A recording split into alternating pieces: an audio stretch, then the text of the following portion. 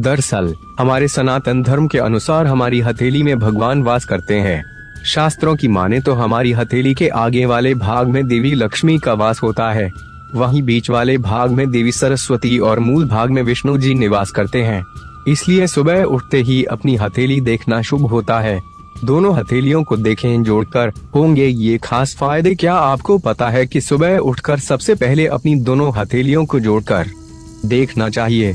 इससे आपके जीवन की कई सारी परेशानियां हल हो सकती हैं। सुबह सुबह उठते ही अपने हाथों को क्यों देखना चाहिए? आखिर इससे क्या फायदा होता है? क्या आपने कभी लोगों की कही इस बात के बारे में सोचा है? भारतीय संस्कृति में सदियों से ये परंपरा चली आ रही है जिसमें सुबह उठकर सबसे पहले अपनी हथेलियों को देखे जाने का विधान है। ये ऋषि मुनियों के काल से होता चला आ रहा है। आज हम आपको बताएंगे कि आखिर क्यों कहा जाता है कि सुबह उठकर सबसे पहले अपनी हथेलियों को देखना चाहिए। इस तरह देखें, सुबह नींद खुले तो सबसे पहले बिस्तर पर बैठ जाएं और खुद की दोनों हथेलियों को देखें। ऐसा करने से आपके मन में शांति का संचार होगा और सकारात्मक ऊर्जा का विस्तार भी होगा। ऐसा करने वाले व्यक्ति के घर में सुख समृद्धि आती है और सकारात्मक ऊर्जा का प्रवेश होता है।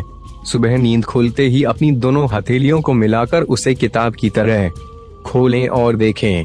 अपनी हथेलियों को देखते वक्त आपको इस मंत्र का बोलना है, करागे बस्ते लक्ष्मी कर्मधे सरस्वती करमूले तु गोविंदः प्रभाते कर दर्शनम का जाप करना है। दोनों हथेलियों में होता है तीर्थ। माना जाता है कि हाथ के आगे के हिस्से में माँ लक्ष्मी, बीच में माँ सरस्वती और मूल भाग में ब्रह्मदेव का वास होता है। शास्त्रों की माने तो दोनों हाथों में तीर्थ होने के सुख की बात भी कही गई है। चारों उंगलियों के सबसे ऊपर के भाग में देव तीर्थ होता है, वहीं तर्जनी के मूल भाग में पितृ तीर्थ होता है, कनिष्ठा के मूल भाग में प्रजापति तीर्थ होता है, अंगूठे के मूल भाग में ब्रह्म तीर्थ होता है। इस वजह से रोजाना सुबह उठकर अपनी दोनों हथेलियों के दर्शन को शुभ माना गया है।